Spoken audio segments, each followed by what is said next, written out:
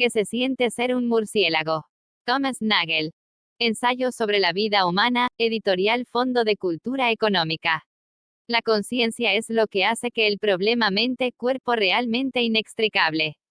Quizá por ello las discusiones actuales acerca del problema le prestan poca atención o la entienden de manera claramente equivocada.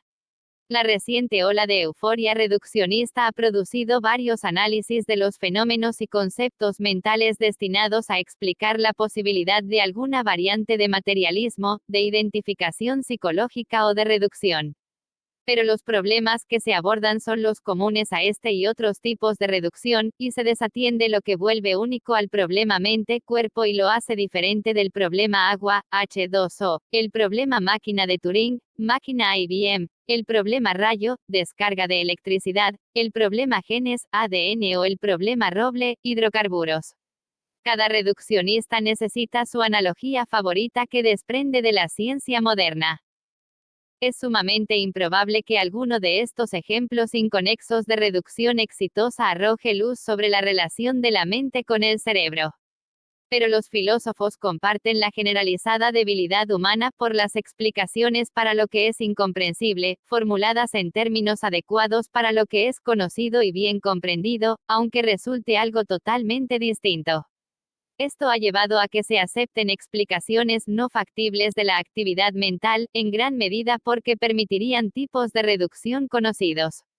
Trataré de explicar por qué los ejemplos comunes no nos ayudan a comprender la relación entre mente y cuerpo, porque, de hecho, no tenemos actualmente una concepción de lo que sería una explicación de la naturaleza física de un fenómeno mental.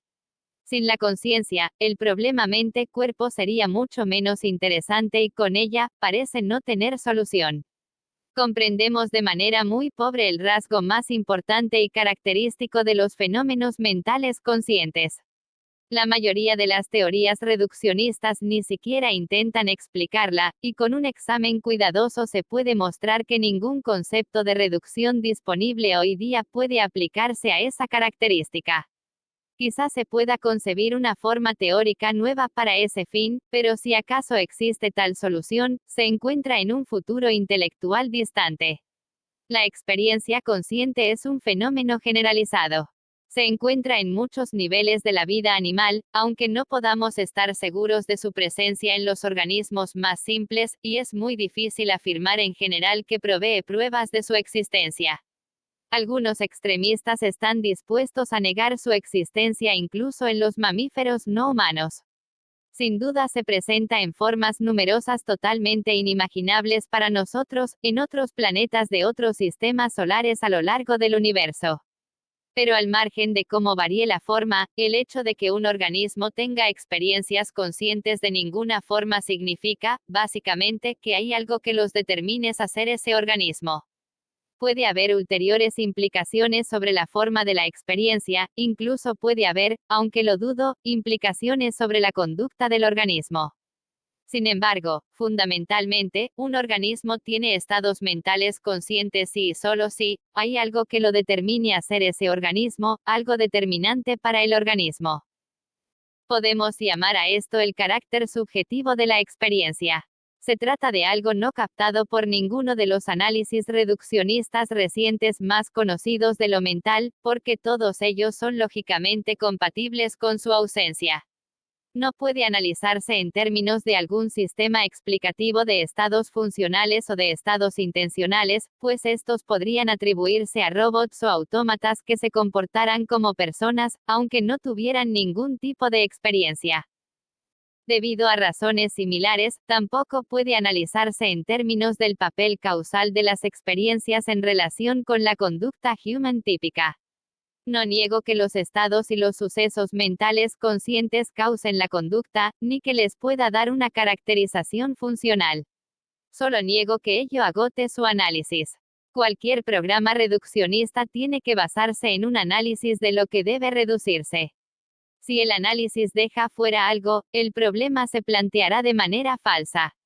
Es inútil basar la defensa del materialismo en un análisis de los fenómenos mentales que no aborde de manera explícita su carácter subjetivo, pues no hay ninguna razón para suponer que una reducción, que parezca factible cuando no se ha hecho un intento por explicar la conciencia, pueda extenderse para incluir a la conciencia. Por tanto, si no tenemos una idea de qué es el carácter subjetivo de la experiencia, no podemos saber qué debemos pedir a la teoría fisicalista. Si bien una explicación de la base física de la mente debe elucidar muchas cosas, el carácter subjetivo de la conciencia parece ser lo más difícil. Es imposible excluir de una reducción las características fenomenológicas de la experiencia del mismo modo como excluimos las características fenoménicas de una sustancia ordinaria en una reducción química o física, es decir, explicándolas como efectos en la mente de observadores humanos. Si hemos de defender el fisicalismo, deben por sí mismas ofrecer una explicación física las características fenomenológicas. Pero cuando analizamos su carácter subjetivo, tal resultado parece imposible de alcanzar. La razón es que cada fenómeno subjetivo está conectado esencialmente con un solo punto de vista, y parece inevitable que una teoría física objetiva abandonará ese punto de vista. Permítaseme, en primer lugar, tratar de formular el problema de una manera más completa que simplemente refiriéndome a la relación entre lo subjetivo y lo objetivo o entre el pour soi y el en soi. Esto dista de ser fácil. Los hechos acerca de que se siente ser X son muy peculiares, tan peculiares que algunos pueden verse inclinados a dudar acerca de su realidad o de la importancia de las afirmaciones sobre tales hechos. Para dilucidar la relación entre la subjetividad y un punto de vista, y para poner de manifiesto la importancia de las características subjetivas, no será útil explorar el asunto en relación con un ejemplo que haga resaltar de manera evidente la divergencia entre los dos tipos de concepción, el subjetivo y el objetivo. Pie de página, quizás en realidad no podrían existir tales robots. Quizás cualquier cosa suficientemente compleja como para comportarse como persona tendría experiencias. Pero ello, si es cierto, es un hecho que no puede ser descubierto mediante el simple análisis del concepto de experiencia. No es equivalente a aquello en relación con lo cual somos incorregibles, porque no somos incorregibles con respecto a la experiencia y porque la experiencia es algo que está presente en animales que carecen de lenguaje y pensamiento, que no poseen creencia alguna sobre sus experiencias. Cierre de pie de página. Supongo que todos creemos que los murciélagos tienen experiencias. Después de todo, son mamíferos, y no dudamos de que tienen experiencias, así como tampoco dudamos de que los ratones, las palomas y las ballenas tengan experiencias. He elegido a los murciélagos y no a las avispas o a los lenguados porque, si nos desplazamos a un nivel demasiado bajo en el árbol filogenético, las personas pierden gradualmente su fe de que haya experiencia alguna. Aunque los murciélagos estén más relacionados con nosotros que esas otras especies, tienen, sin embargo, un rango de actividad y un aparato sensorial tan diferentes a los nuestros que el problema que deseo plantear resulta muy vívido, aunque ciertamente podría plantearse con otras especies. Aun sin las ventajas de la reflexión filosófica, cualquiera que haya permanecido algún tiempo en un espacio cerrado con un murciélago excitado sabe lo que significa encontrarse con una forma de vida fundamentalmente alienada. He dicho que la esencia de la creencia de que los murciélagos tengan experiencias es que hay algo que los determina como tales. Hoy día sabemos que la mayoría de los murciélagos, los microquitópteros para ser exactos, perciben el mundo básicamente por sonar, o ecolocación, detectando los reflejos de los objetos a su paso, de sus propios chillidos, rápidos, sutilmente modulados y de alta frecuencia. Sus cerebros están diseñados para correlacionar los impulsos emitidos con los ecos subsecuentes, y la información así adquirida les permite hacer determinaciones precisas de distancia, tamaño, forma, movimiento y textura, comparables a las que hacemos con nuestra vista. Pero el sonar del murciélago, aunque es claramente una forma de percepción, no funciona de manera similar a ninguno de nuestros sentidos, y no hay ninguna razón para suponer que se parece en términos subjetivos a algo que podamos sentir o imaginar nosotros. Esto parece crear dificultades para la noción de que se siente ser un murciélago. Debemos considerar si hay algún método que nos permita extrapolarnos a la vida interior del murciélago desde nuestro propio caso, y si no lo hay, ¿qué otros métodos podría haber para comprender esta noción? Nuestra propia experiencia nos ofrece el material básico para nuestra imaginación, cuyo campo es, por tanto, limitado. ¿No nos ayudaría tratar de imaginar que tenemos membranas en nuestros brazos que nos permitirían volar durante el crepúsculo y el amanecer cazando insectos con la boca, que tenemos una vista muy pobre, que percibimos el mundo que nos rodea mediante un sistema de señales sonoras de alta frecuencia, y que nos pasamos el día en un desván colgados boca abajo sujetos de los pies?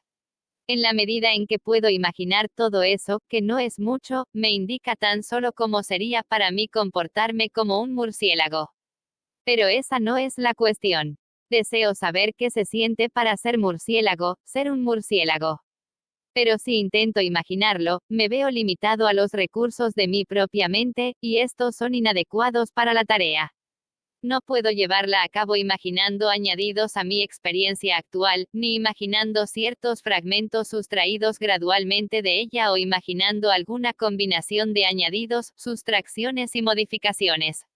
Ya que solo puedo verme y comportarme como una avispa o un murciélago sin cambiar mi estructura fundamental, mis experiencias no se parecerán en nada a las de esos animales. Por otra parte, es difícil que podamos darle algún significado a la suposición de que yo debiera tener la constitución neurofisiológica interna de un murciélago. Aun cuando pudiera transformarme gradualmente en un murciélago, nada en mi constitución actual me permite imaginar cómo serían las experiencias en tal futura etapa de mi metamorfosis. La mejor prueba nos la darían las experiencias de los murciélagos, si tan solo supiéramos cómo son. Así que, si la extrapolación a partir de nuestro propio caso queda implícita en la idea de que se siente ser murciélago, la extrapolación debe ser imposible de completar. Solo podemos desarrollar una concepción esquemática de a qué se asemeja. Por ejemplo, podemos suponer tipos generales de experiencias sobre la base de la estructura y el comportamiento del animal. Así, describimos el sonar del murciélago como una forma de percepción delantera tridimensional. Creemos que los murciélagos sienten algunos tipos de dolor, temor, hambre y placer, y que poseen otros tipos de percepciones más comunes además del sonar. Pero creemos que estas experiencias tienen también en cada caso un carácter subjetivo específico que no podemos concebir. Y si hay vida consciente en otras partes del universo, es probable que algunos tipos de ella no puedan describirse ni siquiera en términos de las experiencias más generales a nuestra disposición. El problema, sin embargo, no se limita a estos casos exóticos, pues se da entre una persona y otra. Por ejemplo, el carácter subjetivo de la experiencia de una persona ciega y sorda de nacimiento no es accesible para mí, ni presumiblemente ella tampoco comprenda el mío. Esto no impide que cada uno de nosotros creamos que la experiencia del otro tiene semejante carácter subjetivo. Si alguien se inclina a negar que podemos creer en la existencia de hechos como este, cuya naturaleza exacta no podemos concebir, debería reflexionar que al pensar sobre los murciélagos estamos en la misma posición en que estarían los murciélagos inteligentes o los marcianos si trataran de formarse una idea de qué se sentiría ser como nosotros. La estructura de sus propias mentes podría hacer imposible que tuvieran éxito, pero sabemos que estarían equivocados si concluyeran que no hay nada preciso para sentirse como nosotros, que solo podrían atribuírsenos ciertos tipos generales de estados mentales. Quizás la percepción y el apetito serían conceptos comunes a ellos y a nosotros, aunque quizás ni eso. Sabríamos que estarían equivocados si llegaran a sostener esta conclusión escéptica, porque nosotros sabemos que se siente ser nosotros. Y sabríamos que si bien esto incluye una enorme cantidad de variaciones y complejidades, y que aunque no poseemos un vocabulario para describirlo adecuadamente, su carácter subjetivo es muy específico, y en algunos aspectos es descriptible en términos que solo pueden comprender criaturas como nosotros. El hecho de que no podremos jamás formular con nuestro lenguaje una descripción detallada de la fenomenología de un marciano o de un murciélago no debería llevarnos a desechar como carente de significado la afirmación de que los murciélagos y los marcianos tienen experiencias totalmente comparables con las nuestras en cuanto a riqueza de detalles. Sería muy bueno que alguien desarrollara conceptos y una teoría que nos permitieran pensar sobre esas cosas, pero quizás tal conocimiento se nos niegue de manera permanente debido a las limitaciones de nuestra naturaleza. Y negar la realidad o la importancia lógica de lo que nunca podremos describir o comprender es la forma más cruda de disonancia cognoscitiva. Esto nos lleva a abordar un tema que requiere un análisis mucho más amplio que el que puedo ofrecer aquí, a saber, la relación entre, por un lado, los hechos y por otro, los esquemas conceptuales o sistemas de representación. Mi realismo acerca del dominio subjetivo en todas sus formas implica una creencia en la existencia de hechos fuera del alcance de los conceptos humanos. Sin duda es posible para un ser humano creer que hay hechos para los cuales los humanos nunca tendrán los conceptos necesarios para representarlos o comprenderlos. De hecho, sería una tontería dudar de esto, dada la finitud de las expectativas de la humanidad. Después de todo, habría habido números transfinitos aunque todo el mundo hubiera muerto de peste negra antes de que Cantor los descubriera. Pero también podemos creer que hay hechos que los seres humanos no podrán representar o comprender, aunque la especie fuera eterna, simplemente porque nuestra estructura no nos permite manejar conceptos del tipo requerido. Podría suceder incluso que otros seres advirtieran esta imposibilidad, pero no resulta obvio que la existencia de esos seres, o la posibilidad de su existencia, sea una condición previa de la importancia de la hipótesis de que hay hechos humanamente inaccesibles. Después de todo, la naturaleza de los seres con acceso a los hechos humanamente inaccesibles es presumiblemente un hecho humanamente inaccesible. Por tanto, la reflexión sobre qué se siente ser un murciélago parece llevarnos a concluir que hay hechos que no consisten en la verdad de proposiciones expresables en un lenguaje humano. Podemos vernos obligados a reconocer la existencia de tales hechos sin ser capaces de enunciarlos o comprenderlos. De cualquier modo, no continuaré analizando este tema. Su relación con el tema que estamos estudiando, esto es, el problema mente-cuerpo, es que nos permite hacer una observación general sobre el carácter subjetivo de la experiencia. Cualquiera que sea el carácter de los hechos acerca de qué se siente ser un ser humano, un murciélago o un marciano, parecen ser hechos que entrañan un particular punto de vista. No me refiero aquí a la supuesta privacidad de la experiencia de aquel que la posee. El punto de vista en cuestión no es algo accesible solo a un único individuo. Se trata más bien de un tipo de punto de vista. A menudo podemos adoptar un punto de vista que no sea el nuestro, por lo que la comprensión de esos hechos no se limita al caso propio. Hay un sentido en que los hechos fenomenológicos son perfectamente objetivos, una persona puede saber o decir de otra cuál es la índole de la experiencia de otra. Sin embargo, estos hechos son subjetivos, en el sentido de que incluso esa atribución objetiva de la experiencia solo es posible para alguien que sea suficientemente similar al objeto de la atribución como para poder adoptar su punto de vista, para comprender la atribución en la primera persona del singular al igual que en la tercera del singular, por decirlo así. Entre más diferente de uno sea la experiencia del otro sujeto, menos éxito puede esperarse en esa tarea. En nuestro propio caso nosotros empleamos el punto de vista pertinente, pero experimentaríamos la misma dificultad para comprender adecuadamente nuestra propia experiencia si la enfocamos desde otro punto de vista que si tratáramos de comprender la experiencia de otras especies sin adoptar su punto de vista. Podría ser más fácil de lo que supongo trascender las barreras entre especies con la ayuda de la imaginación. Por ejemplo, los ciegos son capaces de detectar objetos cercanos a ellos con una especie de sonar, utilizando chasquidos vocales o el golpeteo de un bastión. Quizás si uno supiese que se siente hacer eso, por extensión podríamos imaginar más o menos que se siente poseer el sonar mucho más refinado de un murciélago. La distancia entre uno mismo y otras personas y otras especies puede encontrarse en cualquier parte a lo largo de un continuum.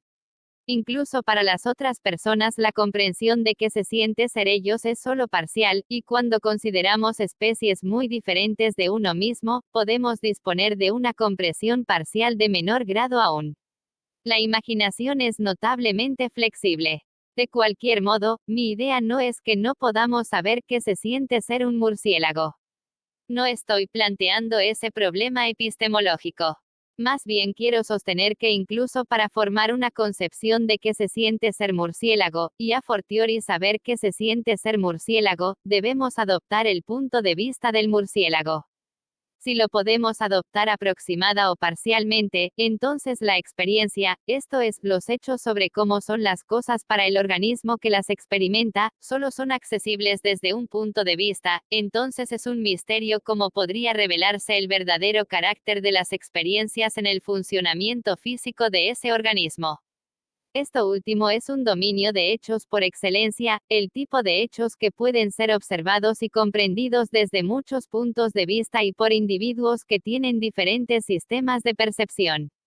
No hay obstáculos imaginativos comparables para la adquisición de científicos humanos, de conocimientos sobre la neurofisiología de un murciélago, y los murciélagos inteligentes o los marcianos podrían aprender acerca del cerebro humano más de lo que nosotros lograremos jamás. Esto no es por sí mismo un argumento contra la reducción. Un científico marciano que no comprendiera la percepción visual podría comprender el fenómeno del arco iris, de los rayos, o de las nubes como fenómenos físicos, aunque nunca pudiera comprender los conceptos humanos de arco iris, rayo o nube, o el lugar que ocupan esas cosas en nuestro mundo fenoménico. Podría comprender la naturaleza objetiva de las cosas designadas por esos conceptos porque, aunque los conceptos mismos están conectados con un punto de vista particular y con una fenomenología visual particular, las cosas comprendidas desde ese punto de vista no lo están, son observables desde ese punto de vista, pero son externas a este. Por tanto, pueden ser comprendidas desde otros puntos de vista también, ya sea por los mismos organismos o por otros. El rayo tiene un carácter objetivo que no se agota en su apariencia visual, y este aspecto puede ser investigado por un marciano sin visión. En términos más precisos, el rayo tiene un carácter más objetivo que lo que se revela en su apariencia visual. Al hablar del cambio de una caracterización subjetiva a una objetiva, no deseo comprometerme con la existencia de un punto final, la naturaleza intrínseca completamente objetiva de la cosa que podemos ser capaces de alcanzar o no. Podría ser más preciso pensar en la objetividad como en una dirección en la que puede viajar el conocimiento. Y al comprender un fenómeno como el rayo, es legítimo distanciarnos lo más que podamos de un punto de vista estrictamente humano. Por otro lado, en el caso de la experiencia, la conexión con un punto de vista particular parece mucho más estrecha. Es difícil comprender qué puede significar el carácter objetivo de una experiencia, aparte del punto de vista particular desde el cual su sujeto la comprende. Después de todo, ¿qué quedaría de lo que se siente ser un murciélago si eliminamos el punto de vista del murciélago? Pero si la experiencia no tiene, además del carácter subjetivo, una naturaleza objetiva que pueda comprenderse desde muchos puntos de vista diferentes, entonces ¿cómo podemos suponer que un marciano que investigará mi cerebro podría observar procesos físicos que serían los truenos de los relámpagos, solo desde un punto de vista diferente? En tal caso, ¿cómo podría un fisiólogo humano observarlos desde otro punto de vista? Nuestra concepción será también aproximada o parcial, o al menos así parece en el presente estado de nuestra comprensión. Por tanto, el problema que voy a plantear puede ser formulado incluso si la distinción entre descripciones o puntos de vista más subjetivos y más objetivos puede hacerse solo desde un punto de vista humano más amplio. No acepto ese tipo de relativismo conceptual, pero no necesita ser refutado para que podamos sostener que la reducción psicofísica no puede encajar en el modelo que va de lo subjetivo a lo objetivo que es común en otros casos. El problema no es solo que cuando veo la Mona Lisa mi experiencia visual posee cierto carácter y nadie que viera en mi cerebro podría encontrar algún indicio de él. Pues incluso si el observador viera en mi cerebro una pequeña imagen de la Mona Lisa, no tendría ninguna razón para identificarla con la experiencia. Parece que nos enfrentamos a una dificultad general acerca de la reducción psicofísica. En otros campos, el proceso de reducción es un camino hacia una mayor objetividad, hacia un punto de vista más exacto de la naturaleza real de las cosas. Ello se logra reduciendo nuestra dependencia de puntos de vista individuales o específicos de la especie hacia el objeto de la investigación. No lo describimos en términos de las impresiones que crea en nuestros sentidos, sino en términos de sus efectos más generales y de las propiedades detectables por medios distintos de los sentidos humanos. Cuanto menos dependa de un punto de vista específicamente humano, más objetiva será nuestra descripción. Es posible seguir este camino porque, aunque los conceptos y las ideas que empleamos al reflexionar sobre el mundo externo se aplican inicialmente desde un punto de vista que involucra nuestros órganos de percepción, los empleamos para referirnos a cosas que están más allá de ellos, hacia las cuales tenemos el punto de vista fenoménico. Por tanto, podemos abandonar este punto de vista a favor de otro, y aún estar reflexionando sobre las mismas cosas. Sin embargo, la experiencia misma no parece encajar en esta pauta. La idea de ir de la apariencia a la realidad no parece tener sentido aquí. ¿Qué analogía podemos procurar en este caso en busca de un conocimiento más objetivo de los mismos fenómenos mediante el abandono del punto de vista subjetivo inicial hacia ellos a favor de otro que sea más objetivo pero que se refiera a la misma cosa? Ciertamente parece poco probable que logremos aproximarnos a la naturaleza real de la experiencia humana si dejamos atrás la particularidad de nuestro propio punto de vista humano y procuramos una descripción formulada en términos accesibles para seres que no pueden imaginar qué se siente ser nosotros. Si el carácter subjetivo de la experiencia solo se comprende plenamente desde un punto de vista, entonces cualquier cambio en busca de mayor objetividad, esto es, menos vinculando con un punto de vista específico, no nos acerca a la naturaleza real del fenómeno, nos aleja de ella. En cierto sentido, los gérmenes de esta objeción a la irreductibilidad de la experiencia pueden ya encontrarse ya en los casos exitosos de reducción.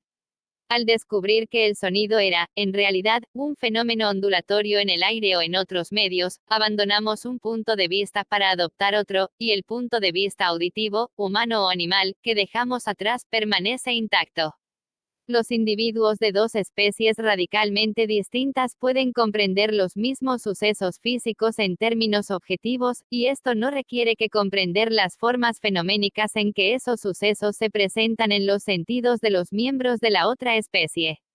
Por tanto, es una condición para su referencia a una realidad común que sus puntos de vista más particulares no sean parte de la realidad común que comprenden los miembros de ambas especies. La reducción solo puede tener éxito si el punto de vista específico de cada especie se omite en lo que va a ser reducido. Sin embargo, aunque tengamos razón en hacer a un lado este punto de vista al buscar una comprensión más plena del mundo externo, no podemos pasarlo por alto permanentemente, pues es la esencia del mundo interno y no nada más un punto de vista sobre este. La mayor parte del neoconductismo de la reciente psicología filosófica resulta del esfuerzo por sustituir la cosa real por un concepto objetivo de la mente, de manera que no quede nada que no pueda reducirse. Si reconocemos que una teoría física de la mente debe explicar el carácter subjetivo de la experiencia, debemos admitir que ninguna concepción disponible en la actualidad nos ofrece una pista sobre cómo podría hacerse eso. Este problema es único. Si los procesos mentales son realmente procesos físicos, entonces hay algo que es como pasar, intrínsecamente, por ciertos procesos físicos. ¿Qué lección debemos sacar de estas reflexiones y qué debemos hacer después? Sería un error concluir que el fisicalismo debe ser falso. La inadecuación de hipótesis fisicalistas que presuponen un análisis objetivo erróneo de la mente no prueba nada. Sería más verdadero afirmar que el fisicalismo es una posición que no podemos comprender porque no tenemos a la fecha una idea de cómo podría ser verdadero. Quizás se considere irracional exigir que esta idea sea una condición del conocimiento. Después de todo, podría decirse, el significado del fisicalismo está muy claro, los estados mentales son estados del cuerpo, los sucesos mentales son sucesos físicos. No sabemos cuáles son estos estados y sucesos físicos, pero esto no debería impedirnos comprender la hipótesis. Que puede ser más claro que las palabras es y son. Sin embargo, creo que es precisamente esta aparente claridad de la palabra es lo que resulta engañoso. Por lo general, cuando nos dicen que X es Y, sabemos cómo se supone que esto es verdadero, pero ello depende de antecedentes conceptuales o teóricos y no se da a entender tan solo por la palabra es. Sabemos qué significan X, y el tipo de cosas a las que se refieren, y tenemos una idea burda de cómo los dos caminos referenciales podrían converger en una sola cosa, ya sea un objeto, una persona, un proceso, un suceso o cualquier otra cosa. Pero cuando los dos términos de la identificación son muy distintos, podría no quedar muy claro cómo podría ser verdadera. Podríamos no tener ni siquiera una idea burda de cómo podrían converger los dos caminos referenciales o en qué tipo de cosas podrían hacerlo, y quizás sería verdadero necesariamente que cierto estado físico se sintiera de cierto modo. Saul Kripke en Davidson y Harman, eds. Semantics of Natural Language, sostiene que el conductismo causal y los análisis relacionados de lo mental fracasan porque interpretan, por ejemplo, dolor, como un nombre simplemente contingente a los dolores. El carácter subjetivo de la experiencia, su carácter fenomenológico inmediato, lo llama Kripke, p. 349, y es la propiedad esencial que dejan fuera tales análisis, y aquella en virtud de la cual es, necesariamente, la experiencia que es. Mi posición es cercana a la suya. Al igual que Kripke, creo que la hipótesis de que cierto estado cerebral debería tener necesariamente cierto carácter subjetivo incomprensible si no se ofrece una mayor explicación. Tampoco esta explicación aparece en las teorías que consideran la relación mente-cerebro como contingente, pero quizás existan otras alternativas aún por descubrirse. Una teoría que explicara cómo la relación mente-cerebro fue necesaria nos dejaría aún con el problema de Kripke de explicar por qué sin embargo parece contingente. Me parece que tal dificultad puede superarse del siguiente modo. Podemos imaginar algo representándonoslo ya sea de manera perceptual, simpatética, o simbólicamente. No intentaré explicar cómo funciona la imaginación simbólica, pero parte de lo que sucede en los otros dos casos es lo siguiente. Para imaginar algo perceptualmente nos situamos en un estado consciente semejante al estado en que nos encontraríamos si lo percibiéramos. Al imaginar algo simpatéticamente, nos colocamos en un estado consciente que se parece a la cosa misma. Este método solo puede ser usado para imaginar sucesos y estados mentales, nuestros o de alguien más. Cuando tratamos de imaginar un estado mental como si tuviera lugar sin su estado cerebral asociado, en primer lugar imaginamos simpatéticamente que ocurre el estado mental, es decir, nos colocamos en un estado semejante a él mentalmente. Al mismo tiempo, tratamos de imaginar perceptualmente que no ocurre el estado físico asociado colocándonos en otro estado desconectado del primero, uno que se parece al estado en el que nos encontraríamos si percibiéramos que no ocurre el estado físico. Cuando la imaginación de las características físicas es perceptual y la imaginación de las características mentales es simpatética, nos parece que podemos imaginar cualquier experiencia como si tuviera lugar sin su estado cerebral asociado, y viceversa.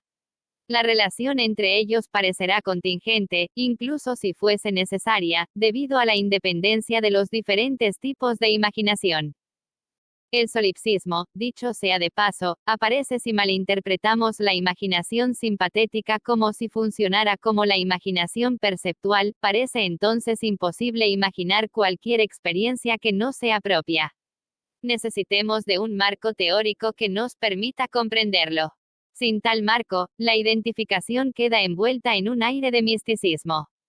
Esto explica el sabor mágico de las divulgaciones populares de los descubrimientos científicos fundamentales, que se nos ofrecen como proposiciones que debemos aceptar aún sin comprenderlas realmente.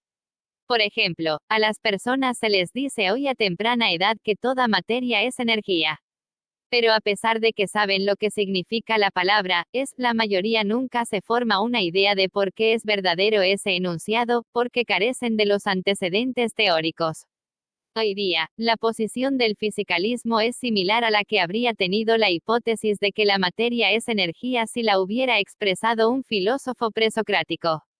No tenemos ni los indicios de una concepción sobre cómo podría ser verdadero. Para comprender la hipótesis de que un suceso mental es un suceso físico necesitamos algo más que entender la palabra es. Nos falta la idea de cómo un término físico y uno mental pueden referirse a la misma cosa, y las analogías comunes con identificaciones teóricas en otros campos no han logrado proporcionárnosla. Y no lo han logrado porque si interpretamos la referencia de los términos mentales a los sucesos físicos con el modelo usual, obtenemos la reaparición de sucesos subjetivos separados como si fueras los efectos por medio de los cuales se asegura la referencia mental a los sucesos físicos, u obtenemos una explicación falsa de cómo se refieren a las cosas los términos mentales, por ejemplo, una conductista causal. Aunque resulte extraño, podemos tener pruebas de la verdad de algo que realmente no podemos comprender. Supóngase que alguien que no conoce la metamorfosis de los insectos encierra una oruga en un recipiente esterilizado y que semanas más tarde abre la caja y encuentra una mariposa. Si esa persona sabe que el recipiente estuvo cerrado todo el tiempo, tiene razones para creer que la mariposa eso fue alguna vez la oruga, sin tener la menor idea de en qué sentido pudo ocurrir tal cosa. Una posible explicación sería que la oruga hubiera tenido adentro un pequeño parásito alado que la hubiera devorado y hubiera crecido hasta convertirse en la mariposa. Es posible que estemos ante una situación similar en relación con el fisicalismo. Donald Davidson ha argumentado que si los sucesos mentales tienen causas y efectos físicos, deben tener descripciones físicas. Sostiene que tenemos razones para creerlo, aunque no tengamos, y de hecho no podríamos tener, una teoría psicofísica general. Su argumento se aplica a los sucesos mentales intencionales, pero creo que también tenemos razones para creer que las sensaciones son procesos físicos, sin estar en condiciones de comprender tal afirmación. La posición de Davidson es que ciertos sucesos físicos tienen, irreductiblemente, propiedades mentales, y quizá alguna idea descriptible en estos términos sea correcta. Pero no hay nada con lo que hoy día podamos formarnos un concepto que corresponda a ello, ni tampoco tenemos idea alguna de las características de una teoría que nos permitiera concebirlo.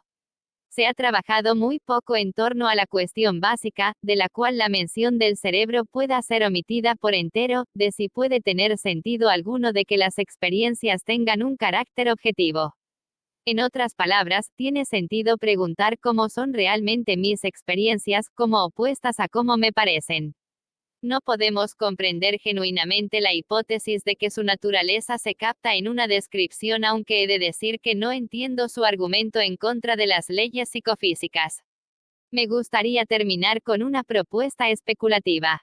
Quizás sea posible enfocar desde otra dirección el abismo entre lo subjetivo y lo objetivo. Dejando a un lado de momento la relación entre mente y cerebro, podemos buscar un conocimiento más objetivo de lo mental por derecho propio. Hoy día estamos muy mal preparados para pensar en el carácter subjetivo de la experiencia sin apoyarnos en la imaginación, sin considerar el punto de vista del sujeto de la experiencia. Esto debiera considerarse como un reto para crear nuevos conceptos y concebir un nuevo método, una fenomenología objetiva que no dependa de la empatía o la imaginación. Aunque probablemente no lo abarcaría todo, su objetivo sería describir, por lo menos en parte, el carácter subjetivo de las experiencias en forma comprensible para los seres incapaces de tener esas experiencias. Tendríamos que desarrollar tal fenomenología para describir las experiencias de los murciélagos con su sonar, pero también sería posible comenzar con los seres humanos. Por ejemplo, podríamos intentar desarrollar conceptos que pudieran usarse para explicar a un ciego de nacimiento qué se siente ver. Aunque tarde o temprano llegaríamos a un callejón sin salida, debe ser posible idear un método para expresar en términos objetivos, y con mayor precisión, mucho más de lo que podemos expresar hoy día. Las imprecisas analogías intermodales, como por ejemplo, el rojo es como el sonido de una trompeta, que surgen cuando se discute este tema, son de poca utilidad. Esto debería resultar evidente para cualquiera que haya escuchado una trompeta y haya visto el color rojo. Pero las características estructurales de la percepción podrían ser más accesibles a una descripción objetiva, aunque algo se deje afuera.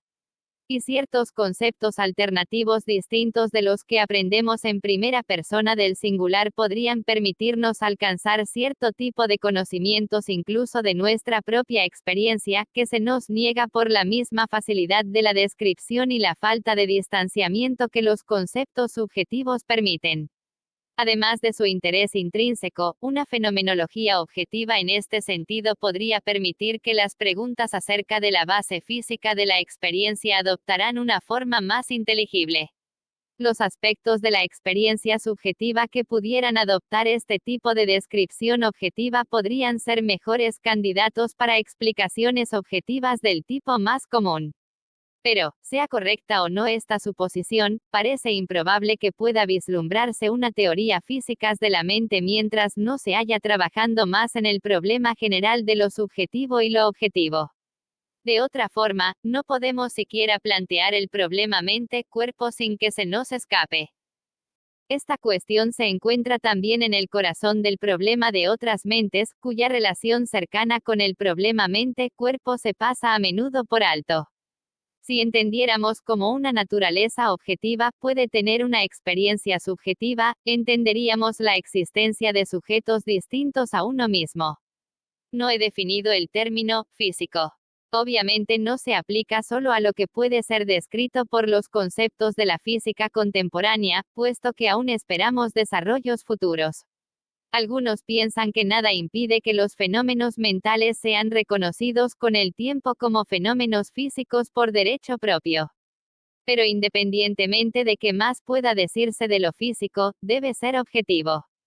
De manera que si algún día nuestra idea de lo físico se expande hasta incluir los fenómenos mentales, tendrá que asignarles un carácter objetivo al margen de si esto se realiza analizándolos en términos de otros fenómenos considerados como físicos. Me parece más probable, sin embargo, que las relaciones entre lo mental y lo físico se formularán finalmente en una teoría cuyos términos fundamentales no pueden clasificarse claramente en ninguna de esas categorías.